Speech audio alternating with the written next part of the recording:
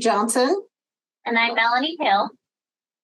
We're part of the standardization team for the ISIA. Today, we would like to present to you the ISIA Export-Import Education module. This is best practices, where and who and how to talk to. We presented this in July of 2023, and information is to follow. Our overview for this project from the ISIA's founding, we have wanted to provide information to help members move FBS about the world. Regulations surrounding importing and exporting FBS are complex and ever-changing. We wanted to provide a simple method to access regulations for export-import worldwide. As a result of this effort and this project, 2 new resources have been the output. One is an export-import best practices document. That's what Angie and I would be highlighting in the next slide.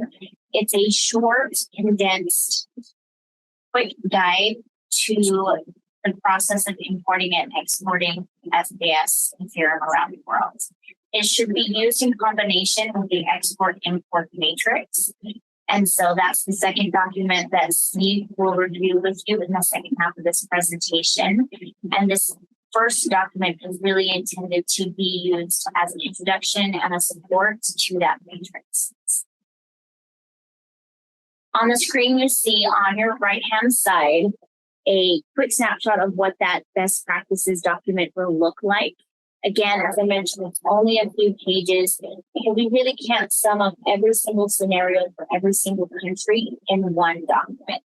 So the high-level takeaways of this project are, first, stay connected with your local field office. They're going to be your best resource and your best guide. And by developing a strong relationship with that office, you can really streamline your whole process, keep everything moving smoothly, and ensure your question is getting answered in a timely manner. Also, the second takeaway that we discovered as we went through this process is that it's really important to follow all instructions for import and export exactly as they're outlined in your specific guidance, including any verbiage on every piece of documentation and ensuring that documentation matches. And of course, refer to the import-export matrix that Steve will highlight for you for instructions that are related to your specific country of interest. My name is Steve Dolger. I am Director of Operations for the ISIA.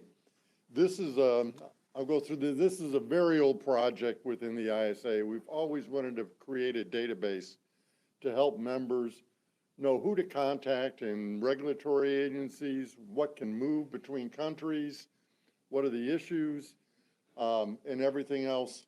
And we finally decided to put a team together. And since it crossed the functionality of several teams, we put a special team together from all the different tactical teams. It's complex. There's a ton of information in here, and we'll go through some of it right now. It is FBS focus at this time. It's too complex to take all animal products. It will be available on the ISIA website in the members only section. And we consider it to, again, being a living database. We will encourage people to please comment on it, make updates, and let us know what they think. The current format is an Excel file, and it's in 3 different sections. The first section is instructions.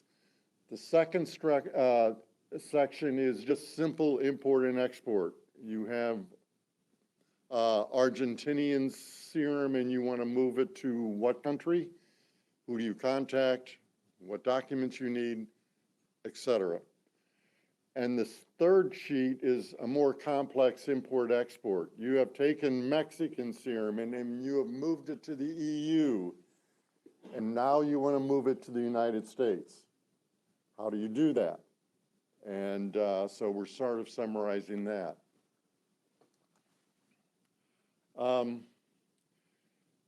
The whole project has been called a number of different projects, and you'll see everybody references a somewhat different name, and we haven't really chosen a final name yet. But we'll call it the import-export matrix. It basically defines where you can move material from the country of collection to the country of import, the who is the regulatory authority, how do you contact them, and providing web access to each of those authorities, and how notes from members in that who have experienced or have experienced movement of that material, and give you some notes on how to move that material. On the instructions, it uses Excel in a little different way than probably you're used to. It uses the formula bar. If you look at Excel, there's a formula bar, and normally it's very small, but if you notice on the far right, there's an arrow. You can expand it, and you can actually take your mouse and you can drop this down. And so it allowed us to put a bunch of information in a single cell in Excel. So it made it compact, but also able to provide a lot of information. So for example, where we have country of collection and importing countries, and you have the regulatory agency, the contact information, and the web access. So we'll go through it. This is an example of Argentina. On the agency, it gives you the name of the agency in English and also in Argentinian. It gives the contact information, the address, phone numbers, and even sometimes contact names so that you can contact somebody. And if you press on the website button, you will be automatically taken to the website for the regulatory authority for that country. On the how, as you notice, we go through and there are columns with the green sections in it, and green allows import or export of that material. And again, the information, if you click on a certain movement of material from a certain country of collection to an importing country, the formula bar will tell you, for example, in this case, Australian FBS to China, you need to have a registered facility, and also you need to do specific viral testing. And we hope to expand that as we get more experienced with the database. The information appears in the formula bar. So you can click on anything. Again, for Canada. So it's actually very easy to use. There is a ton of information, and they're brought up the actual website for Canadian regulatory authorities.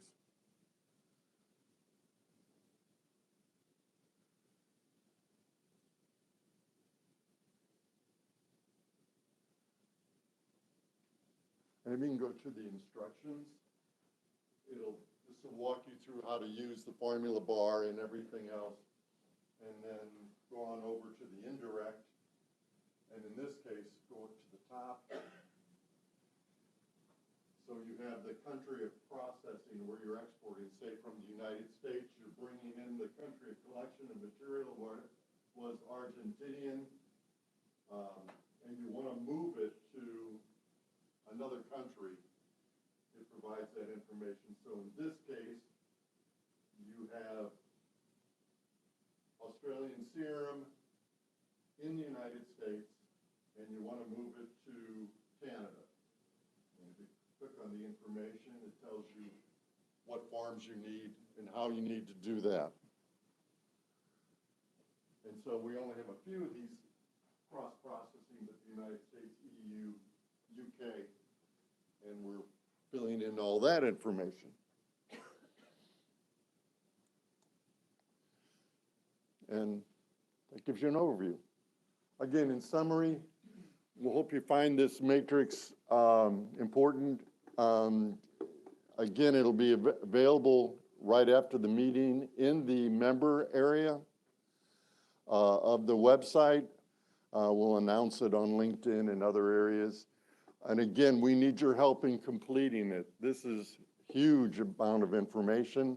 If you have information, there will be a way on the website to contact the ISIA, and we can update the database as we feel it needs to be. Special thanks to the team preparing us. We pulled people from all over the other teams, Judy Pagoda Leon, Martina, Sue Brown, Christian, Guillerme, and Zach. So we thank all of them for helping us put this together. So at this time, is there any other questions? Just wanted to say, glad you all came to this overview. There was an enormous amount of work that went into this, and we do hope that it's useful for you. Are there any questions we can answer right now? People are asking where to get a copy of the matrix. The matrix is available in the member section of the ISIA website. It is only available to membership at this time. So if you belong to a company that is a member, you can get access to it, right, Catherine? Yes, correct. They would just email me for their username and password. And that would take care of that. Correct. Any other thoughts, comments, suggestions? We are looking for, if you know something that's not in there, please put it in there because we would like to continue to expand this considerably. We think it is a very good resource, hopefully, for all of you in the long run.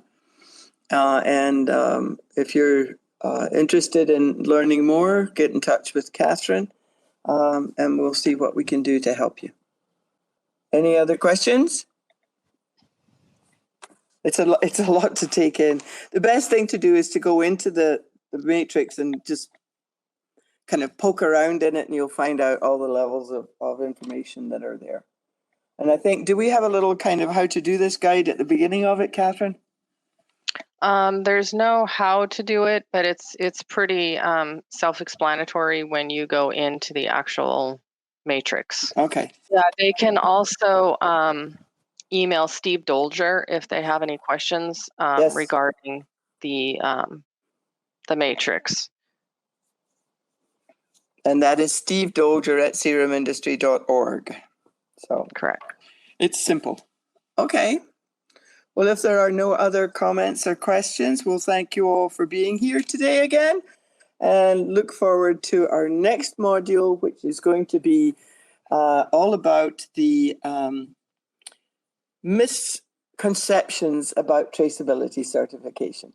So we'll look forward to seeing you then. Bye.